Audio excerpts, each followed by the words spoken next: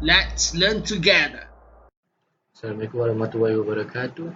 We go to the basic tutorial how to use this circle on your sketch. Okay, first click the circle. Okay, and then draw whatever you want. Okay, and then you can choose the radius of your circle.